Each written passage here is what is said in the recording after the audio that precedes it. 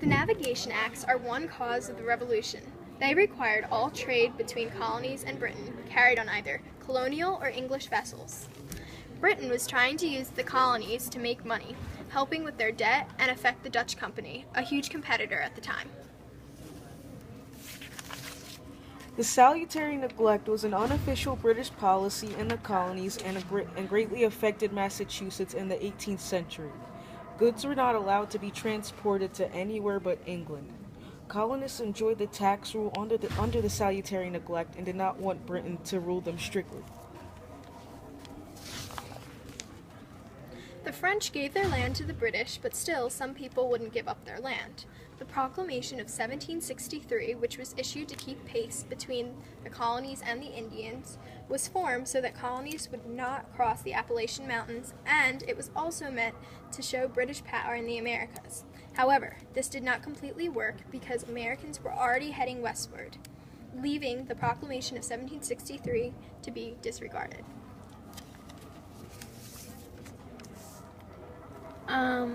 On April 1764, the Parliament passed a modified version of the Sugar and Spices Act. It was the first tax initiated by the British against the colonists for the purpose of raising revenue.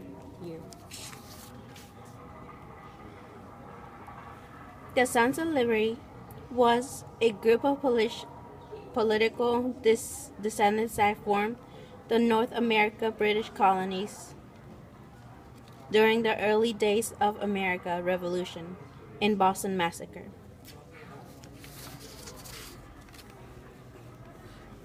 In the Stamp Act, colonists were required to pay a tax on every piece of printed paper they used.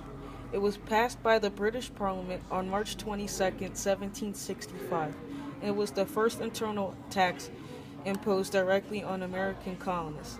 The tax was payable in gold and silver only and not in paper money.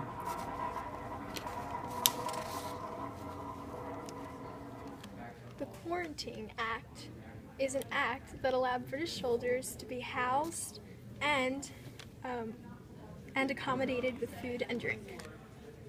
Today, these acts no longer exist. British Parliament created two parts of the act.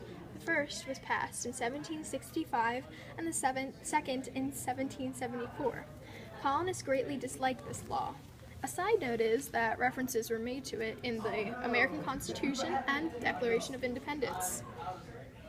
Oh, and they're also known as the Intolerable Acts, which provided a great reason for the American Revolution because of the oppression under Britain. The Boston Massacre occurred on March 5, 1770. A squad of British soldiers come to support the sentry who was being passed by a heckling snowball crowd and let loose a volley of shots. 3 persons were killed in this event.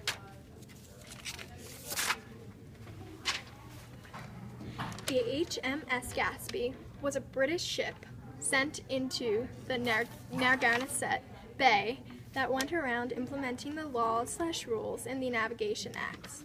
Before the Boston Massacre, a group of American colonists set the ship on fire while injuring the captain and capturing the crew.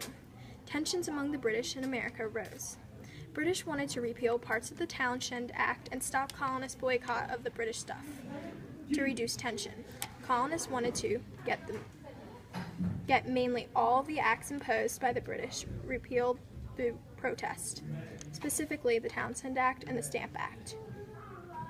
This attack was by a group of men, which was the first act of violence. The Tea Act was passed on May 10, 1773 by the British Parliament. It granted the British East India Company a monopoly on tea sales in the American colonies, and it made tea marketable in America.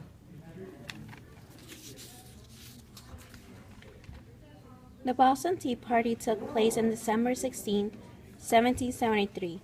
The Tea Party happened in 3 British ships in the Boston harbor. The Colonists dressed as Indians and dropped tea on the water. The Intolerable Acts were 4 acts enacted by the British Parliament in retaliation for acts of colonial defiance. The aim was to restore order in Massachusetts and punish Bostonians for the Boston Tea Party. It was also called the Coercive Acts and were passed in 1774.